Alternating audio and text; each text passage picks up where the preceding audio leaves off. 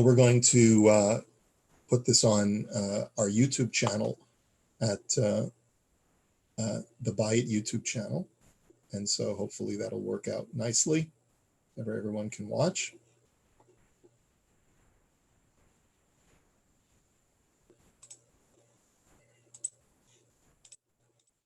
And let's see, we're going to admit everyone. Hello, everybody. It's so nice to see you all. I would like to give a special welcome to Avi Abelo of 12 Tribe Media. Did I get that right? I'll unmute you. And the special Baruch Haba to, and Ahlan Wasachlin Marhaban to Professor Mordechai Kedar. It's wonderful to see you, Professor. Thank you so much for agreeing to be on with us today. Rabbi, it's my pleasure and my honor. Kavod Gadol. Toda, toda. How are you all? Baruch Hashem. I think most people are muted, so you'll have to forgive them for not speaking up. We're slowly letting everybody in. No problem. Because people are in a waiting room. I heard you have some snow in Toronto. Is it right? If you would have asked me last week, I would have told you yes. Right before Lag BaOmer, there was snow, which is very unusual. Because here in Israel, we have a big Chamsin. You have no idea. I started on Friday, on Shabbat, and the whole thing was high flames. Wow. Yeah. And it will be like a week. Well, if it's too cold, if it's too warm for you, I would offer for you to come here, but I don't know. It's not so easy to travel right now. Right. But, you know, they say that the heat might kill the coronavirus. So it has also some good aspects. Nachon. Yeah. Yeah. Wow, this is a very popular group. We already have close to 60 people who are already on. It's not even 2 o'clock yet. Is the Byte open for activity? No, this is our forum right now. This Zoom is our forum. This is how we gather together. We do this for tefillah as well every day. Wow. And we are not open yet. We're not ready to open. And we probably will not be ready to open for Shavuot. That's our thinking right now. Mm-hmm. So maybe we'll wait. Here in Israel, there is a big pressure to open the Bati Knesset for Shabbat because all the schools are open. Right. So, but the problem is not the synagogues. The problem is the mosques, because we are now finishing the Ramadan, and the Rosh Chodesh will be on Sunday, Rosh Chodesh Tammuz, and it will be the beginning of their Eid al-Fitr, 3 days. So maybe in order to keep all the mosques closed, you'll have to keep the synagogues as well. You cannot open the synagogues while keeping the mosques closed. So maybe this will be the cheshbon. I have no idea yet. But we are about to open, Baruch Hashem. We hope right. that we won't have another wave of... yeah, I mean, they just have to monitor it. I mean, what everyone's nervous about. Yeah. Well, at least now they know what they are facing. 2 months ago, it was a big mystery, this whole virus. And Baruch Hashem. Look, Israel today, I think, counts, unfortunately, 270 people who died because of the corona. And, you know, although everyone is, you know, very dear one, but yet the number of people who passed away because of the coronavirus is very low, especially if you compare Israel to what happened in something like is big like Israel, like New York area, which is totally different figures. Well, for this, we sacrificed the Israeli economy. We closed everything from the beginning. So, yeah. But Israel has been a great dogma for the rest of the world, Baruch Hashem. Well, but now we have like 20% of unemployment. Yeah, yeah. Which is way above many other countries. Yeah. Right. All right, Rabotai, ladies and gentlemen, we have close to 100 people already on this call. We have the capacity for many more now, thankfully, because our account has been expanded. But this shiur, this presentation from Professor Kedar, is also being recorded on our YouTube channel. So if for whatever reason you know someone's trying to get on, just tell them to go onto YouTube. It's on YouTube Live as well. I would like to thank, before I pass it over to him, I would like to thank Mr. Avi Abelo from the organization Pulse of Israel and 12 Tribe Films, who's also affiliated with my friend Yigal Siegel, and that's how we connected on this issue, who was kind enough to arrange for Professor Kedar to address us today. Some of you may remember that Professor Mordechai Kedar was at our shul. Is it about 7 years? Has it been that long? Maybe 7 years ago, 6 years ago, something like that. And he enthralled our audience with not only with his scholarship, but with just the way that he brings to life Jewish history, Islamic history, his passion, his conviction, and his expertise on this particular area of the intersection between the Islamic world and the Jewish world, and the evolution of those relationships between Muslims and Jews in the Middle East, and especially since the founding of the State of Israel in 48, is really, really such an important topic. Today he's going to be speaking about the Islamic reaction to the reuniting of the city of Jerusalem after 67. I just want to thank Professor Kedar personally for everything that he does. One of the things that blew me away, and it still sticks in my head all the time, is that as much as you may look at Professor Kedar, you say, of course he knows Arabic. He's a Sephardic Jew, probably from Morocco or Tangier or something like that. He's a Galicianer, right? You're a Polisher, right, Professor? My original name is Kupperschmidt. Yeah, so there you go. And so it's so humbling to know that someone who grew up as an Ashkenazi Jew could become an expert in Oriental languages and in Arabic, and I'm still breaking my teeth. And so it's a special honor. I'm going to pass over the hosting to Avi Abelo, and he's going to do the official introduction of Professor Kedar. So I'm going to pass over the hosting to you, Avi, now. And so I'll be quiet, but thank you again. And thank you everyone for joining us, and happy Victoria Day. Shalom, everybody. I'm very happy to be able to have this evening together with you, with Dr. Kedar. Even though travel is not like what it used to be, here we're bringing Israel into your homes, and we're bringing Dr. Kedar, the expert that he is. I'm going to let him start right away. All I could say is how blessed I am living here in Israel, able to talk to Dr. Kedar and do interviews with him all the time. And this is a wonderful opportunity for all of you. So Dr. Kedar, b'chavod. Thank you very much, Rabbi Korobkin. Thank you very much, Avi Abelo, and I thank everyone who joined it. I would like to thank another person who I saw right now who is on this meeting. Actually, the man who brought me to the Beit the first time, and then I met with you, Rabbi, and then you invited me to come in another year. It's a Stanley Emerson, who is right now in this group, and I hope he hears it. He was the one who brought me to the evening which you made such a magnificent evening for the Israeli Shluchim. In your show, it was Motzei Shabbat, which is next to Tu Bishvat. And I came as a guest just to listen, and you came to me and say, Dr. Kedar, next year I want you with us. And here we are. Thank you, everybody, and the Rabbi, Avi Abelo, and Stanley. Ladies and gentlemen, the Six-Day War, 1967, I'm talking about something which happened 53 years ago, was a great blow to many things which Arabs and Muslims as well believed in them, especially what people call the Arab nationalism. The Arab nationalism actually failed in its most important and most significant mission to get rid of the state of Israel.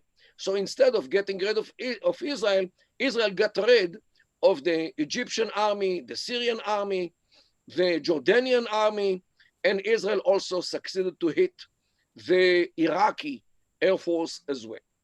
So it was a shock. And don't forget that the 67 war was 19 years after Israel was established. 19 years is nothing.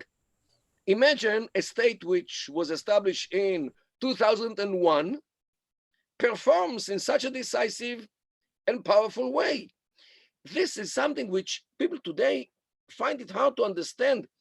In what situation Israel was only 19 years after its establishment, with all the difficulties, with all the wars, with the economic problems which we had to face, and Israel succeeds to defeat 3.5 Arab armies. This was a giant success and victory, and the Arab nationalism, as a result, got a big blow, which started a decline, which finished in the Arab Spring, when the unity of the Arab world turned to be nothing more than hollow sismaot, slogans, which nobody really believed in them. So this was on the other side. As a result, since people lost their faith in the nationalism, now they looked for something else to replace it. Because when one of your idols turns to be nothing, you look for others. And here came the religion. I would say the wave of returning to Islam as a result of the 6-day war nationalistic defeat was great. Don't forget that we are talking about the years of socialism, where socialism in the 60s was the ideology which was the most popular almost all over the world. Eastern Europe, the Soviet Union, was viewed as the ideal state, which can even face the might of the United States of America and the NATO pact. Socialism was in the 60s very much in, to the degree that even socialists in France, in Britain, and I think in America as well, were something like, I would say, a new thing, very good thing.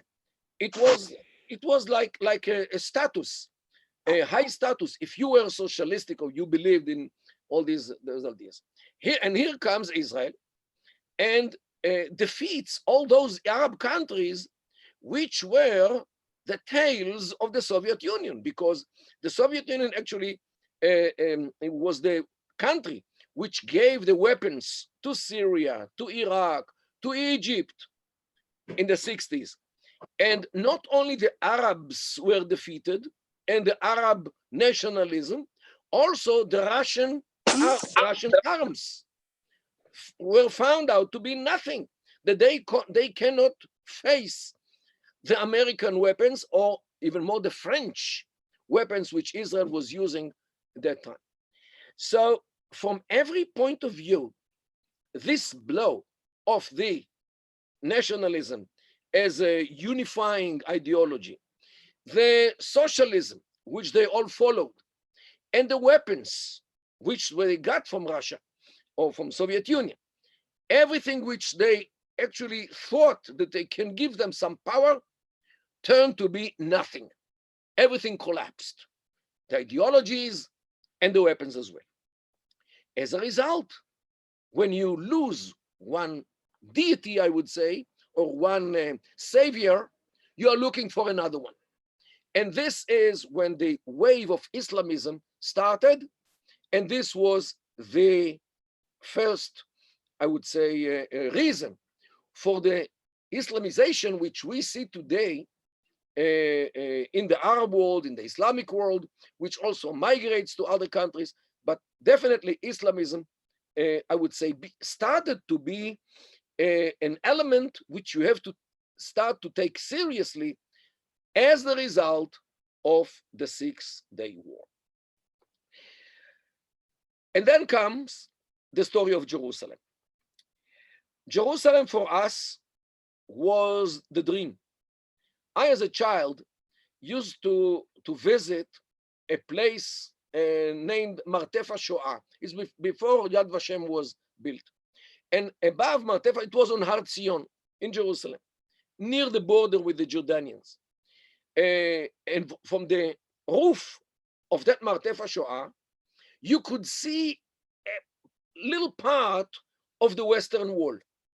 And this is as much as we Israelis could see for 19 years since the occupation, the Jordanian occupation of the old city. This is, and people were coming, to the roof only for a minute because there are many people wanted to see it. So you could look for like 10 seconds, and you had to go down because only from one place on that roof you could see the Western Wall. To that degree, we were denied.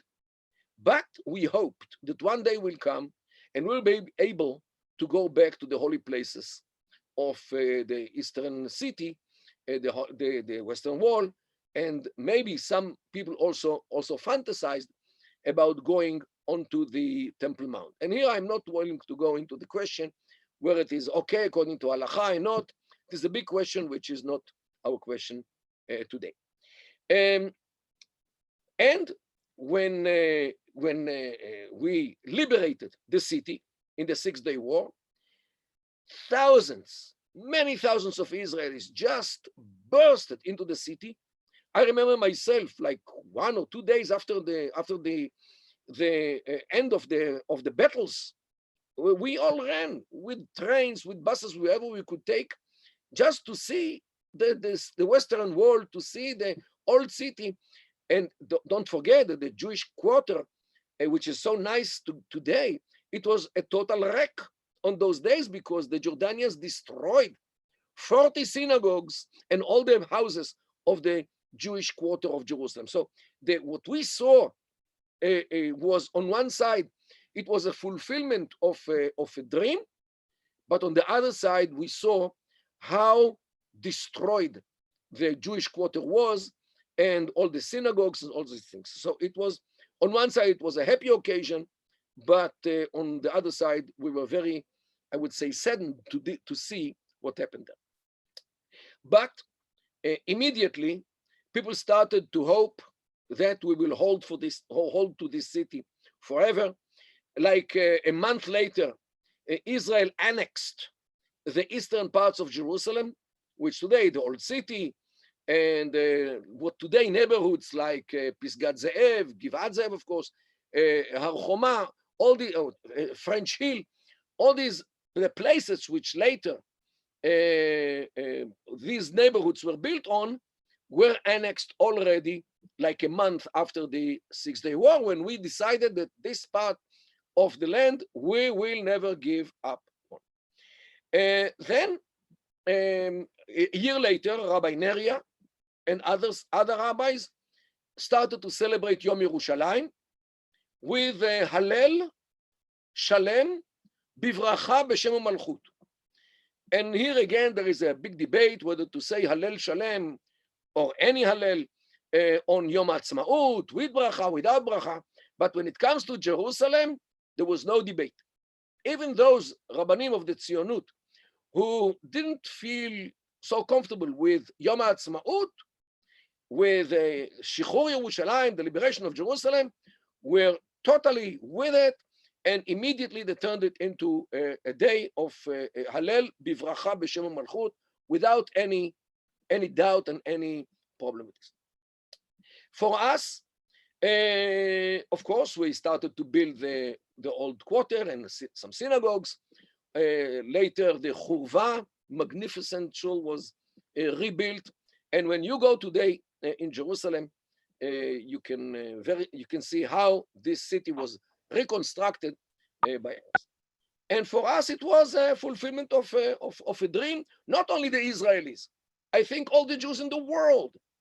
And if you remember the emotional wave which engulfed the whole Jewish nation, how many Jews I wouldn't say discovered the Jewishness, but suddenly became willing to get attached to the Jewishness. And within us, within Jews, in Israel, it brought a whole wave of Chazara b'tshuva. And I believe that even in the diaspora, many Jews were overwhelmed in the positive way by the liberation of Jerusalem, and this actually got them closer to Judaism. I would even say Judaism had some kind of revivalism maybe, through the liberation of Jerusalem, and I'm not exaggerating.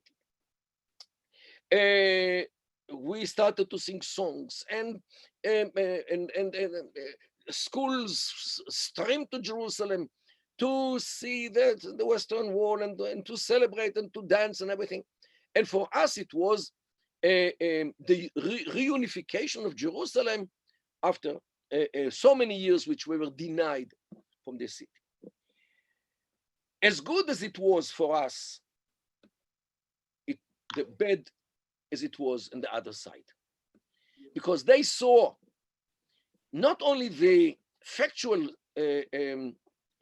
results of the war, they saw the emotional results of the war, of what the emotions of the Jewish people in general, and in Israel in particular, how Jewishness became much more prominent in everything which connected to Israel.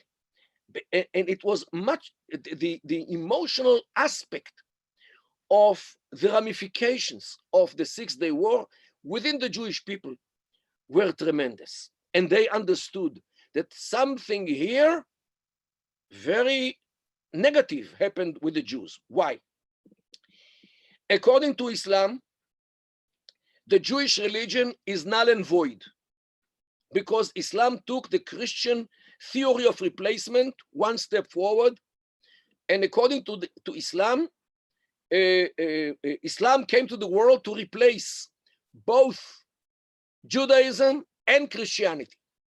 Therefore, these two religions, Judaism and Christianity, according to the Islamic creed, is null and void, din batel, as they say, a religion of falsehood, while Islam, only Islam, is din al-haq, means religion of truth. There is a verse in the Quran which says, Inna din inda Allah al-Islam, means religion with Allah is Islam. No Judaism, no Christianity, nothing.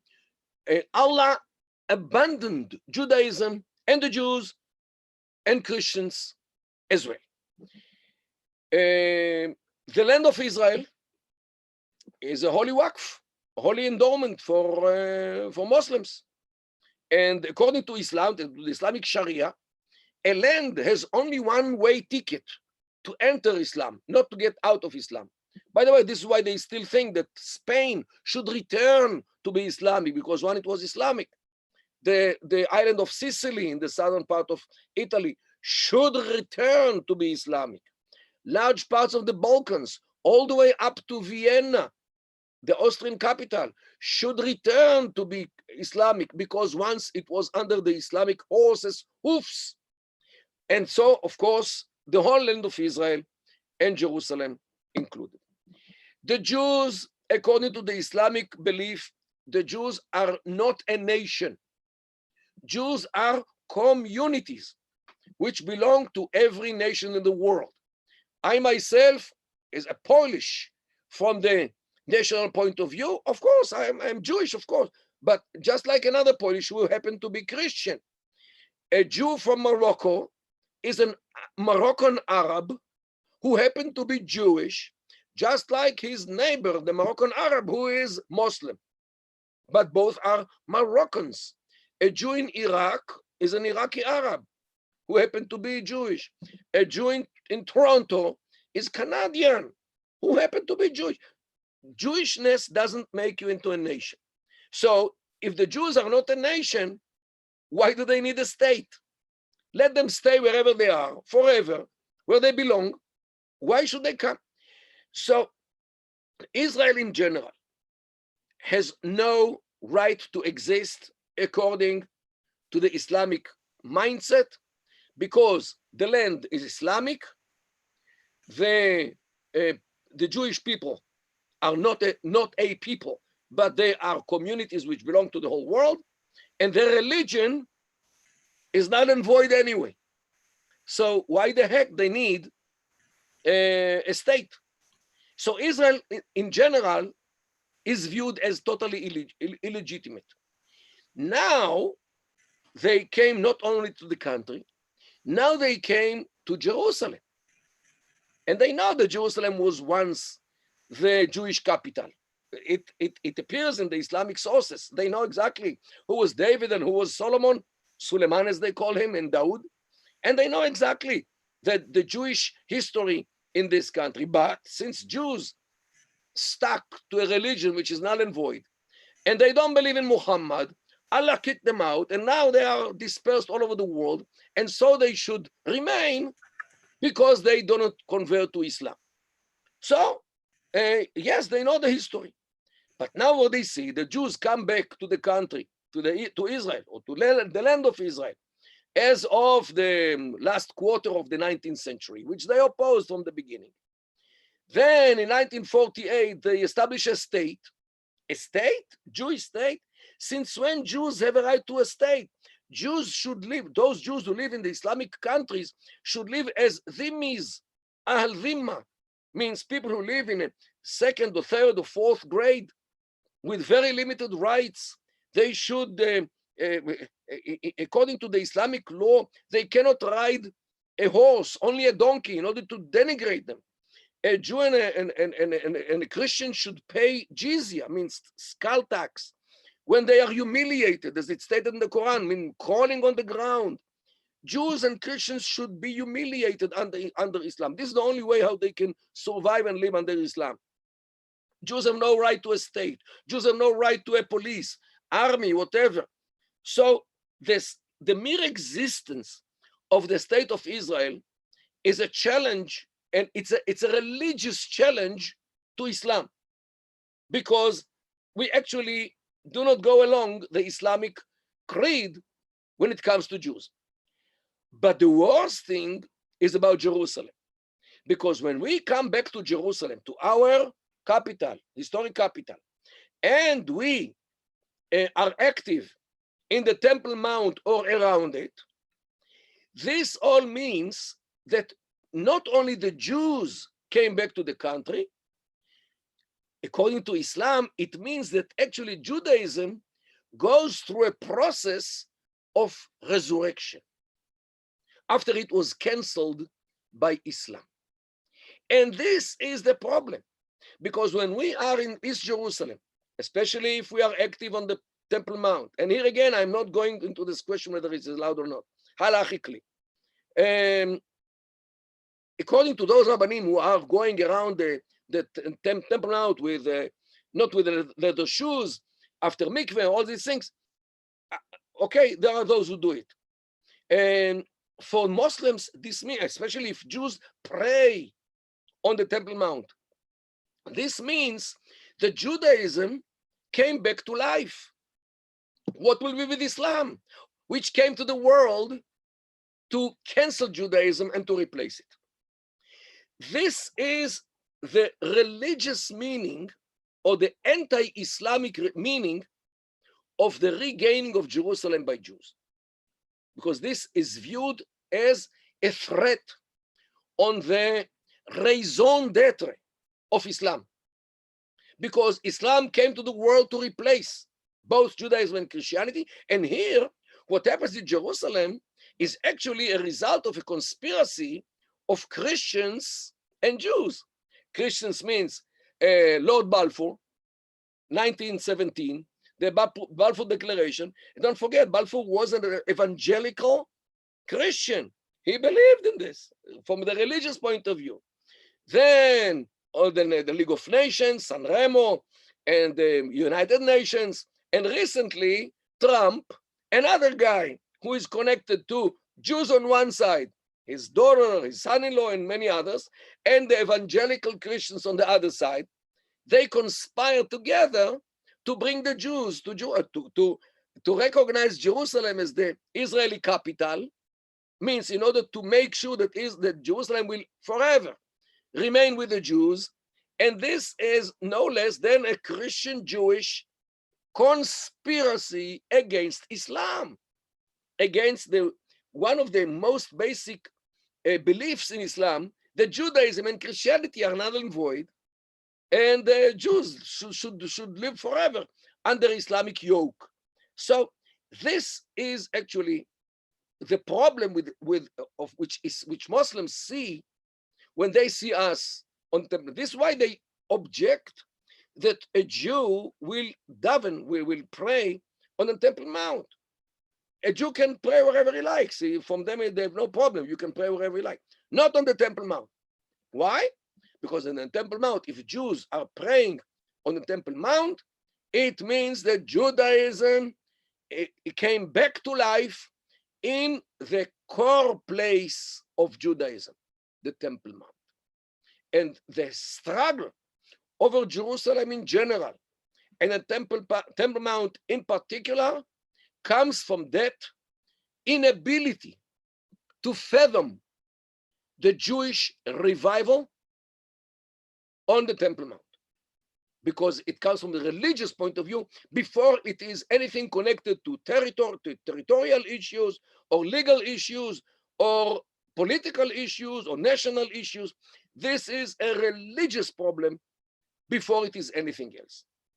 And this is, I would say, the religious ramification or the religious result of what happened in the Six-Day War. It took a while, because for this you have to pass the message, because most of the Muslims have a problem with this. There are the Shia Islam, they have less problem with this, because as you might know, Jerusalem was not sanctified by the Shia Islam. The Sunnah view Jerusalem as the third place in holiness after Mecca and Medina. But for the Shia, they have another city named Najaf in the southern part of Iraq. For the Shia, Jews can keep Jerusalem. They don't mind it. It's okay. Judaism is in any way null and void. It doesn't change anything. But for the Sunnah, it is a problem. The Muslim Brotherhood, I would say the mother of all the terrorist organizations, they actually took Jerusalem very seriously, and they keep claiming that they should unite all the Arab countries to one political entity, and the capital should be Jerusalem, not Mecca, not Medina, not any other country, not any city, but Jerusalem should be the capital of the United Arab States. And they keep saying it time and again, and they have the reasons, because they want to take out the Jewish heart, means Jerusalem, because they know that without Zion, there is no Zionut. Without Jerusalem, there is no way that Israel will continue to exist. And this is why they keep claiming that Jerusalem should be theirs. Let me show you the scarf which they carry, the Palestinians, in their demonstrations. Let me show you here. I'll put it on.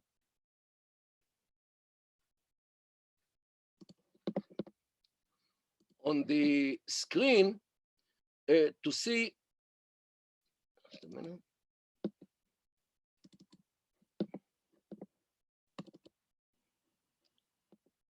Here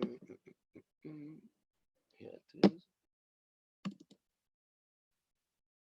Let's go back to Zoom.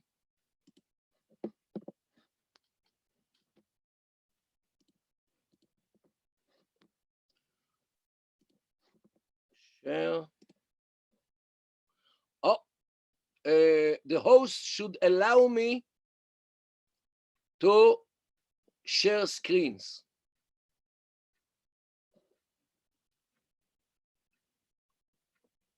Avi?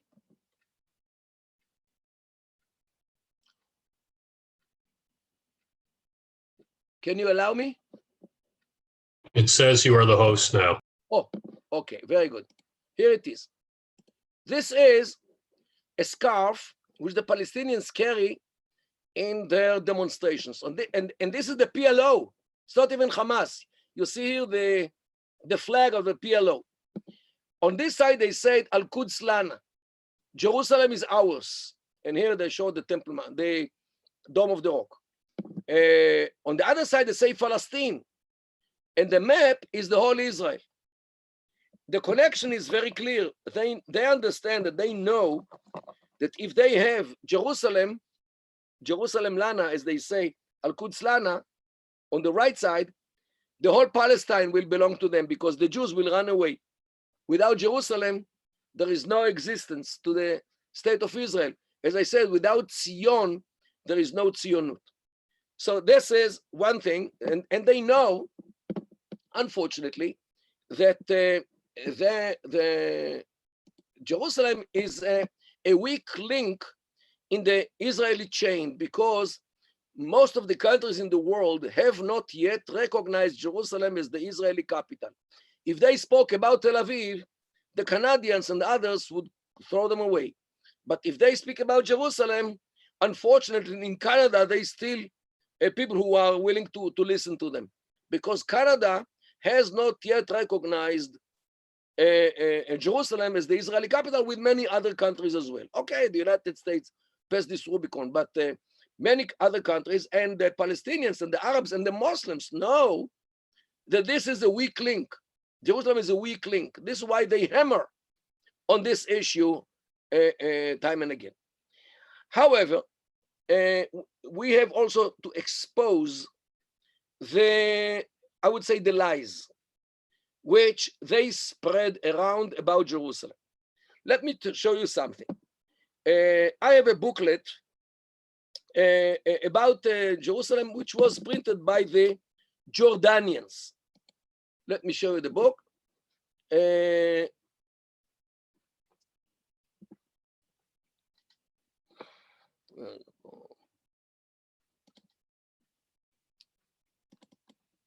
You see this now.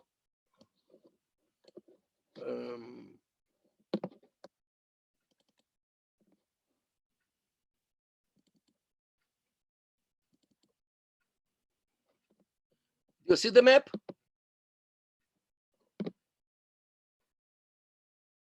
Do it ahead. Do you see the map? Not No. yet. Not yet. Not yet? Okay, so I'll put the map on. Here it is. This is a map which was drawn by the Jordanian Ministry of Tourism about Jerusalem. The date, it was published in 1963, 4 years before the liberation of the city. Look at this. This is the Temple Mount, right? What does it say here?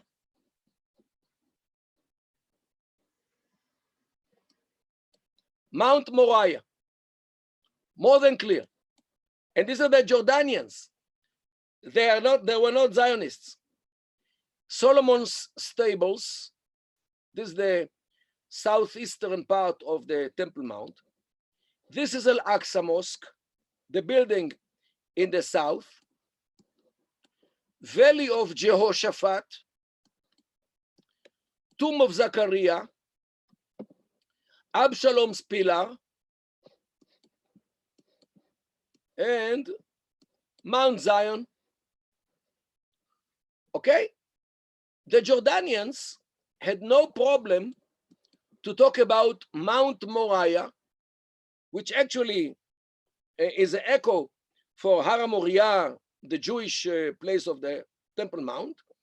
And Al-Aqsa Mosque is the building in the southern part of the Temple Mount. And there are many more Jordanian maps which show the same thing. Mount Moriah, and I can show you more. However, after the 6-day war, after we liberated Jerusalem, the maps are different. Let me show you the modern maps. And the modern maps actually, let me show you.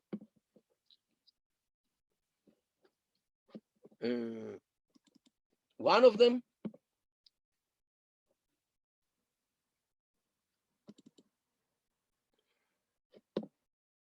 Okay, let's try it here. This one. This is a modern map, which first of all, Mount Moriah doesn't appear anymore. And this was drawn by the Palestinians. The Mount Moriah disappeared. Secondly, the Al-Aqsa Mosque is the whole thing. And here it says Al-Aqsa. And today they claim that the whole thing is Al-Aqsa, not only the building in the south, but the whole thing. While the building in the south, which formerly was the Al-Aqsa Mosque, now it's called Al-Masjid Al-Qibli, means the mosque of the direction of the prayer, because they pray to the south, to Mecca. So this actually shows them the direction. That's why it's called today the mosque of the direction of the prayer. Why these changes? First of all, why the Mount Moriah disappeared? Secondly, why Al-Masjid Al-Aqsa, the Al-Aqsa Mosque, was altered. Instead of the building in the south, the whole thing now is Al-Aqsa. And as a result, why the building in the south has a new name. And the result, and the explanation is very clear. After the 6-day war, because of the wave of excitement which engulfed the Jewish people, Rabbi Goren, the rabbi of the army, and his brother-in-law, Rabbi Sha'ar Yashuv Cohen, the rabbi of Haifa, tried to convince the Israeli government to build a synagogue here in this corner, the northwest corner of the Temple Mount. Why? First of all, it is outside from the Temple Mount as it was until the days of Herods, means there is no restriction to build it. Secondly, it is far from the Al-Aqsa Mosque. So the Muslims will not be that angry because it's not on the Al-Aqsa Mosque, it's there. So since the Muslims heard that Rabbi Goren wants to build here a synagogue on the Temple Mount or in this court, they declared that the whole thing is Al-Aqsa, and this appears in the Quran. Jerusalem doesn't appear in the Quran, but Al-Aqsa appears in the Quran. And therefore, all the Muslims now should be recruited to fight the Jewish rabbi who wants to build a synagogue and pray on the Temple Mount, means the Judaism will come back to life. And in order to do this, they had to change the maps to call the whole thing Al-Aqsa. Now nobody is allowed to build anything. And as a result, they had to change the name of the mosque in the south to the mosque of the direction of prayer. And this is another result of what happened there, because they cannot fathom the fact that we Jews come back to life, to our country, to our sovereignty, to our independence, and to our capital, and to our temple. Because all the combination of all these returns is actually a return of Judaism to be alive and kicking after it was nullified, as they believe, by Islam. Ladies and gentlemen, the struggle has very deep and very significant and very strong religious roots. Yes, nationalism plays a role, territory plays a role, human rights, political rights, whatever you like, definitely. But unfortunately, too many people in the world try to ignore, try to shut their eyes, not to see the religious element of the struggle over the country, and over Jerusalem, and especially over the Temple Mount. The struggle of Israel to survive, the struggle of the Jews to come back to their forefathers' land, and the struggle of Jews to go back to their holy city and to renew their independence and sovereignty over their capital, which started to be the capital 3,000 years ago, when all those Arabs were still idol worshippers in the desert. Islam is only 14 centuries since they stopped to be idol worshippers. 3,000 years ago, we were there with David and Solomon and so forth. Yet, for them, they cannot fathom this from the religious point of view before it is anything else. We, Jews, should bear it in mind all the time that you cannot solve a religious problem with other means. It has to be solved by the religion.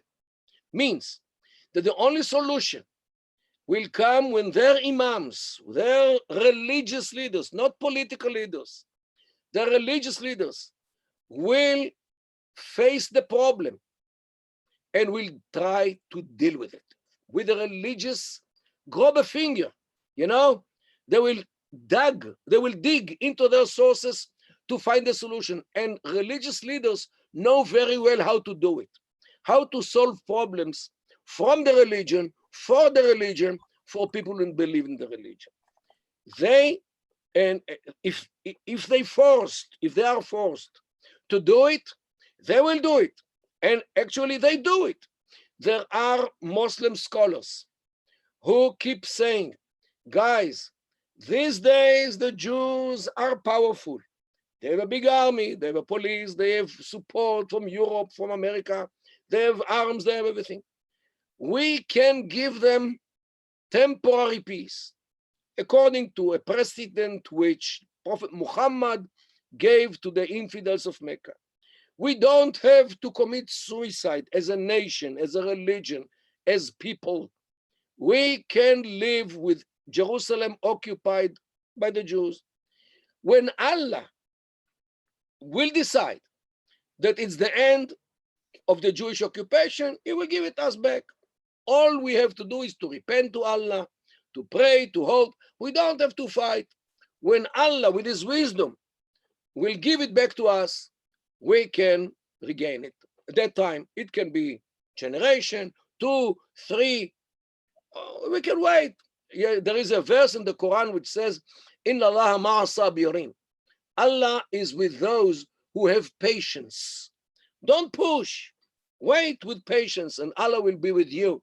And this is what those Islamic scholars, what they say.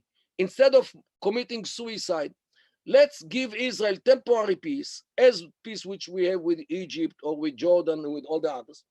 And when day comes, the Jews, either way, they will run away, or Allah will chase them out, or no, nobody knows yet. But if we deserve it, Allah will give us back the land, Jerusalem, and Al-Aqsa, as they call the Temple Mount.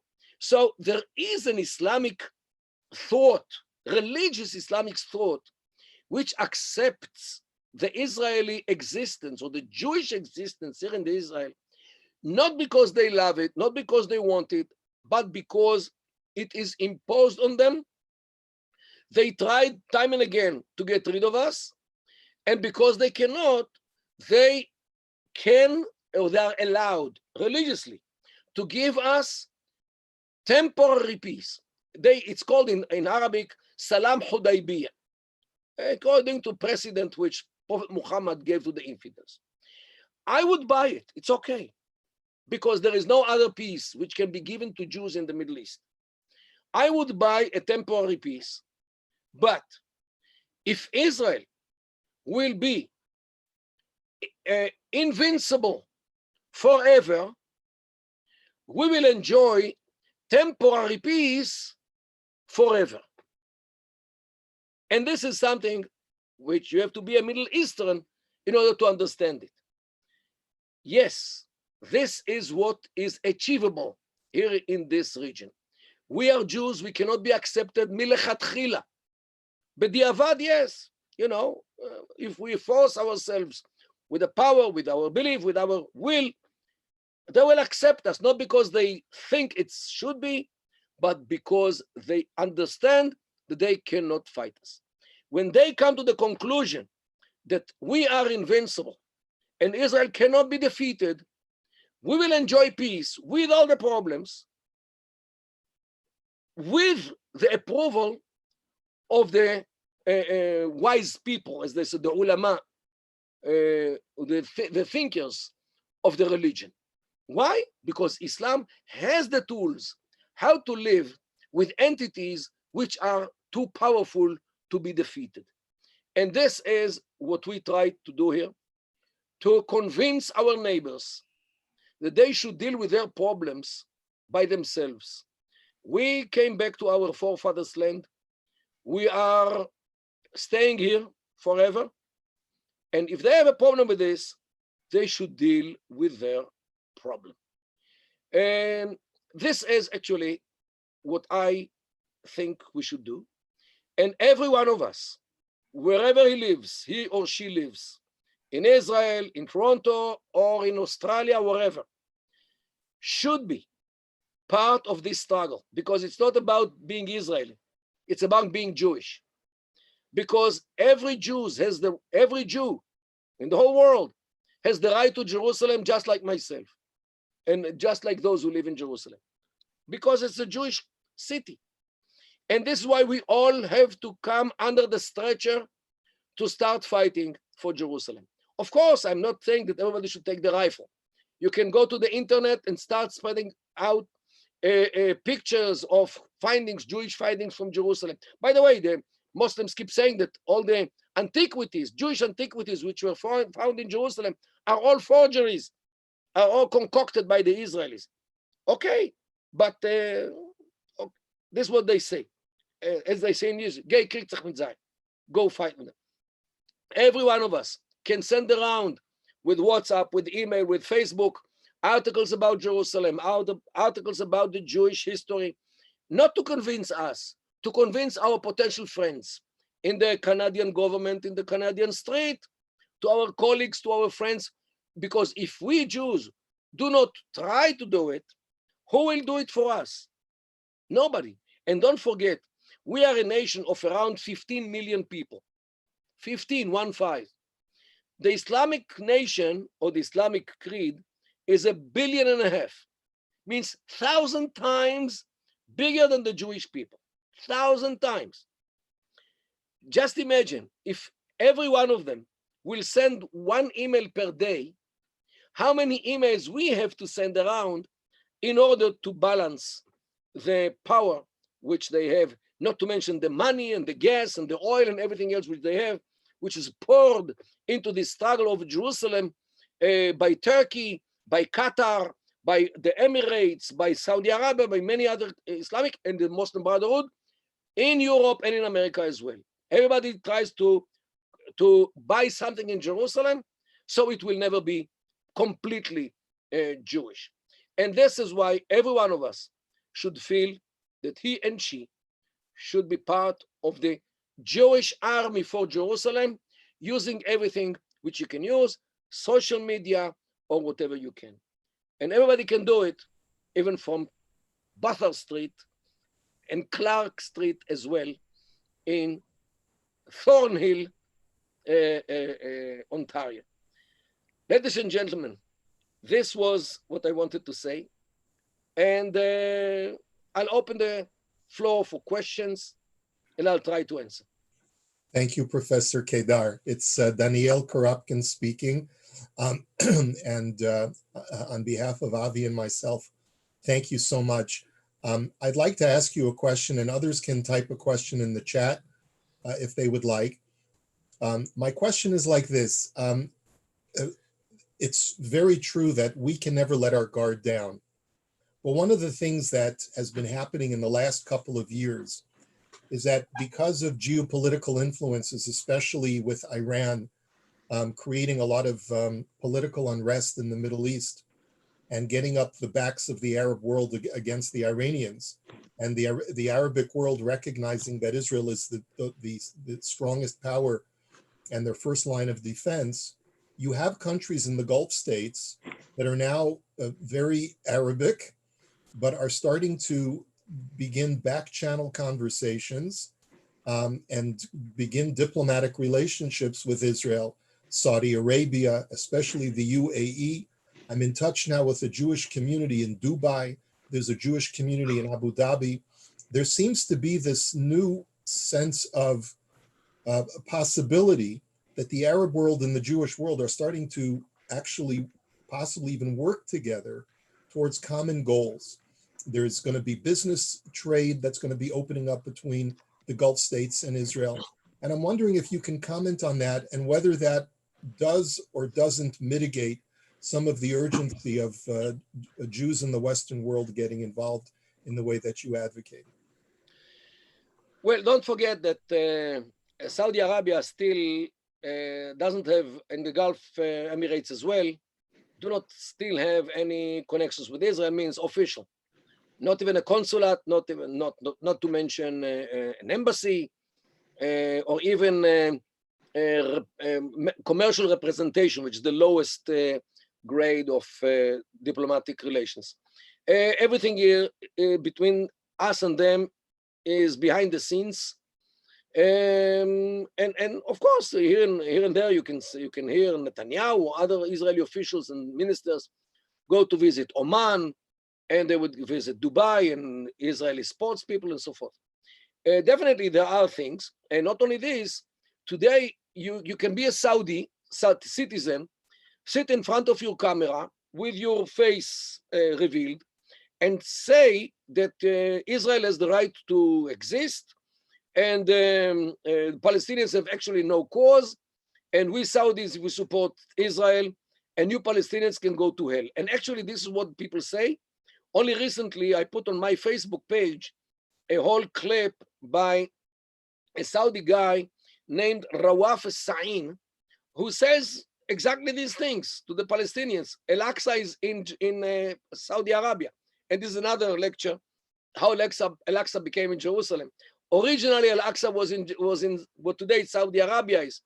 The Umayyads brought the idea of Al-Aqsa to Jerusalem to sanctify Jerusalem at the expense of Mecca.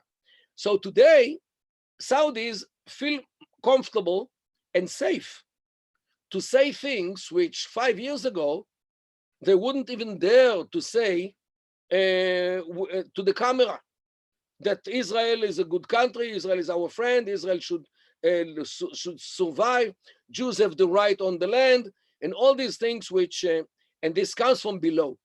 And when the man in the street starts to speak in such a way, this is a change which not only the ruling elite changes something, it's also very important it comes to the street. Yet don't forget that the whole thing about this change of the view to Israel is a result of the Iranian threat. Nothing before the Iranian threat convinced the Saudis to join anything with Israel. Saudis and the Kuwaitis and the Qataris and all the others, and the Emiratis. Only the Iranian, I would say, a threat, the fear from the Iranians, this is the only thing, or the main thing, which actually pushed them towards Israel. After all, Israel and they have together the fears from Iran, and they're willing to be active against Iran and so forth. And they suffer from Iran. And there are all kinds of rumors that Israel actually helps Saudi Arabia to deal with the Iranian missiles which are launched to Saudi Arabia from Yemen. There are all kinds of rumors about the Iron Dome, which was supplied by the Americans or by others to the Saudis. And everybody knows where the Iron Dome comes from.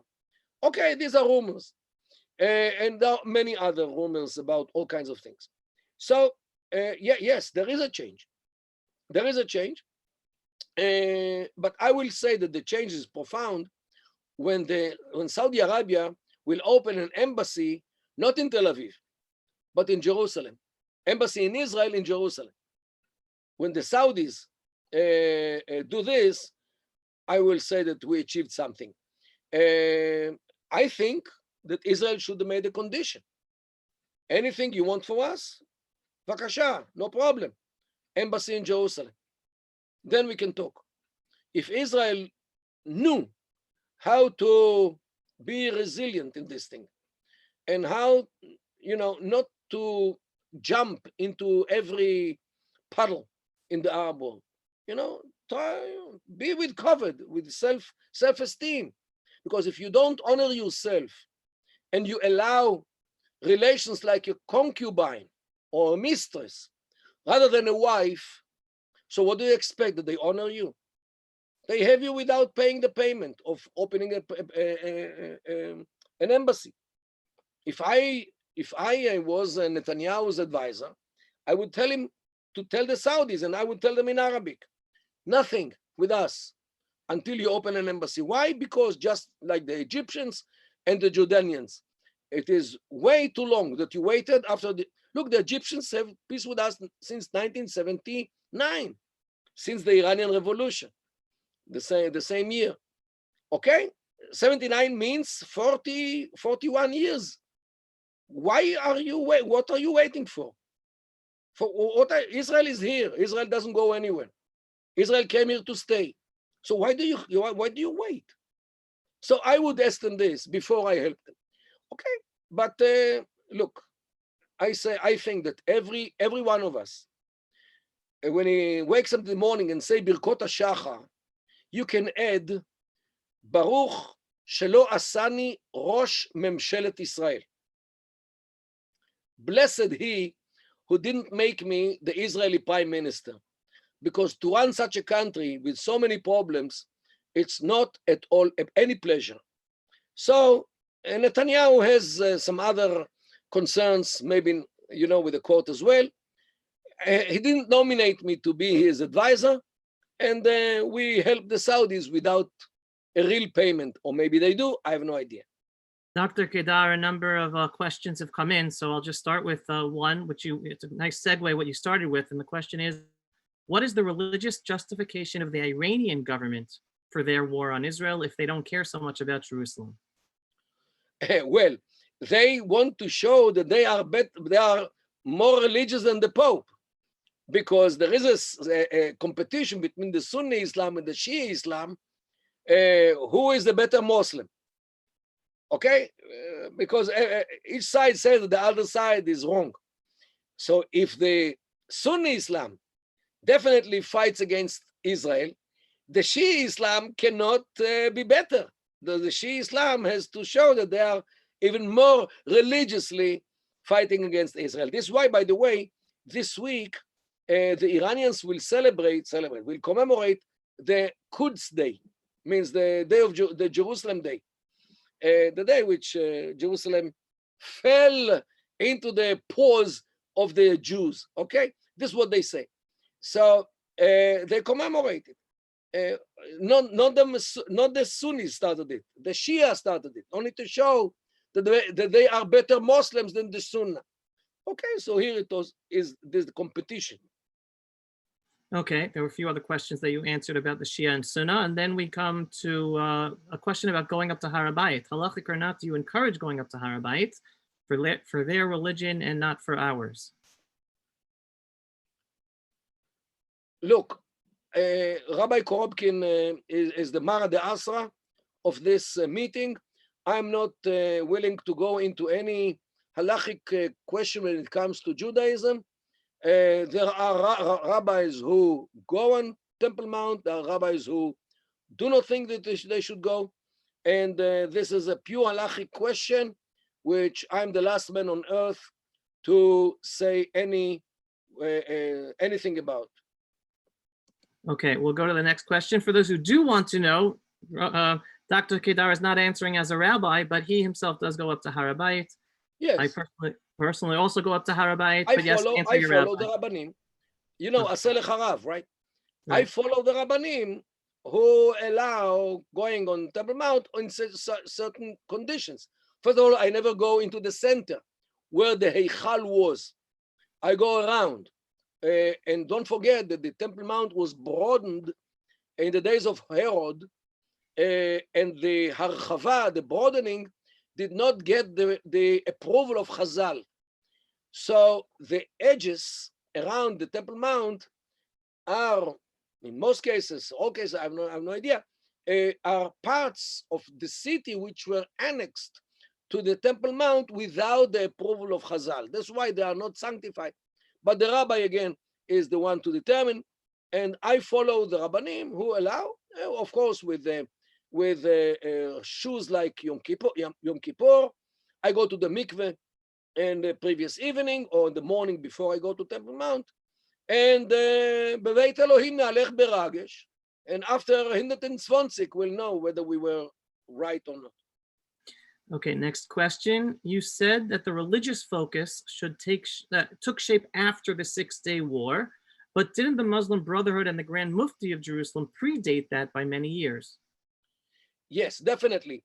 The speakers of the Muslim Brotherhood resembled in the Eretz Israel by the Mufti. Definitely they spoke about this, but it didn't get hold to the people, to the men in the street.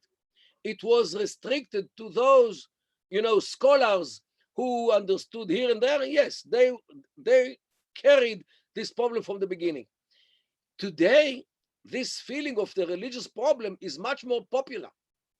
The man in the street now is, after so many years of incitement and sermons about this, they started to be part of this as well, to a degree that today the man in the street here in Jerusalem or wherever feels that Jews have no right to Jerusalem because of this feeling which I described. Okay, the next question. Would it be too drastic for the US, who host the UN and really are the strongest in the world, for them to make a requirement of members of the United Nations to demand that all members have to recognize all other members, i.e. a nation cannot be a member of the UN if they do not recognize Israel and at least have a consulate there? Wishful thinking. I wish that membership in the United Nations requires recognition of all the other members, but this is not the legal situation, and the United Nations know its limits. If the Arabs, if membership in the United Nations would require Arabs to recognize Israel, they would go out. They would leave. Many of them, especially in 1948 or 49 or 50s. Maybe today less. Egypt would stay, Jordan would stay, definitely, but Syria, until this very day, is using Israel. Well, today Syria doesn't exist practically, but until the Arab Spring erupted in Syria, Syria was using day and night, was using Israel in order to unify the people under the illegitimate ages of Assad. So they needed a state of war with us. And I wrote about this in my PhD about Syria. Okay, next, very contemporary question. Today in Israel, what is the major difference between the two largest political parties in respect to their approach towards the Arab world, including the Palestinian Arabs? Well, I have no idea. Look, many people in the Likud, for example, consider themselves to be nationalistic. But in Kahol Lavan, also they are people who work. Gantz was a chief of staff. He was a fighter. So what you said, that he's not nationalistic? If you really want to know what the political difference between the Likud and Kahol Lavan, you need a very, very big magnifier. But people in the street do not really see from the ideological point of view. That's why many voted to Kahol Lavan, because they don't really see any real difference. Of course, the Labour Party is much more socialistic, or others, but the Likud and Kahol Lavan, look for differences. Tell me if you found. And final question, Dr. Kedar, do you believe that the Ayatollahs will be overthrown by the Persian citizens and that this will change the Muslim landscape? Well, let me put it in a very simplistic way. No dictatorship survived forever. The Soviet dictatorship collapsed after 70 years.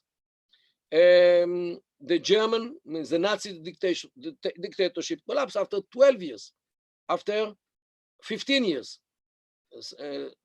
no, they came to power in 33 and 12 years. And they were defeated in 45. Okay, because of the war. No dictatorship can survive forever. At some point, dictatorship collapses. Whether it will be from implosion or explosion from outside, I have no idea. But the Iranian dictatorship will collapse. I have absolutely no doubt. When, how, in what circumstances, I have no idea. The Soviet Union survived 70 years. The Iranian revolution is 41. Okay, so we are talking about years, not dozens of years, and not definitely not centuries. Dr. Kedar, first of all, if you could pass over the host to me for a moment. And I just want to say thank you to you very much on behalf of everyone for a wonderful, insightful talk. I know I always enjoy listening to you. And I want to thank Rabbi Korupkin. I've been in touch with Rabbi Korupkin for years. My focus is on videos and movies for the Jewish people. And your rabbi is a big believer in using all means of education to educate everyone and inspire people. And I've always looked up to you for your insightfulness and vision in that way as well, Rabbi Korupkin. Thank you so much. The pleasure is all mine. And thank you to each and every one of you. Again, we're here in Israel, the Pulse of Israel, about using videos to inspire, educate, and entertain you. And I just wanted to show you a quick video before we end. Dr. Kedar, are you able to pass over the host to me for a second? How do you do it? Good. Really? How do you do it? You should go to Avi's. Do you see Avi's picture on your screen, Dr. Kedar? Yes. Yes. So go to the 3 dots on the top right corner of his picture. Yeah. And then click on that. And then you should look for make host. Make host. Wow. And thank you so much, Dr. Kedar. It's wonderful Pleasure. to see you. It was Thank pleasure you. and honor. Avi, you are the host now. Okay, thank you, Dr. Kedar. So I'm putting just this very quick video on for everyone to just see, just to understand the Pulse of Israel and why we're so involved with Dr. Kedar as well. So here we go.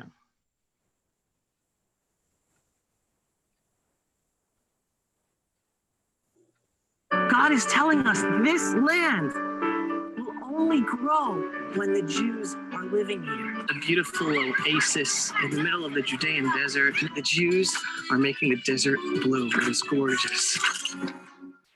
Jew hatred and anti-Zionism is spreading at a rapid pace. The 12 Tribe Films Foundation fights back by harnessing social media and cutting-edge internet strategies to promote short and powerful video messages about Israel and the Jewish people in order to change the existing narrative.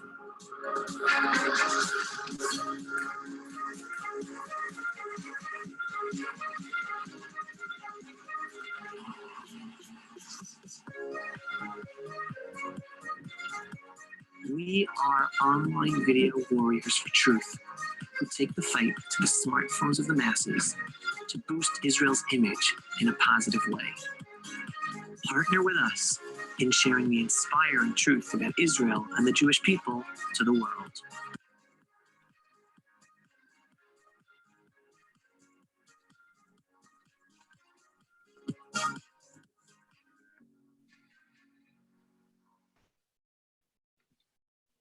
Everyone, thank you very, very much. God is telling us once this again, land. Sorry about that. Once again, thank you very much, everyone, for joining. And Rabbi Korupkin, thanks for joining us. Thanks for everything as well. Erev Tov. Thank you so much, Avi. Thank you. And have a wonderful day, everyone. And we hope to be able to do this again, especially with Dr. Kedar sometime in the future. Thank you, Avi.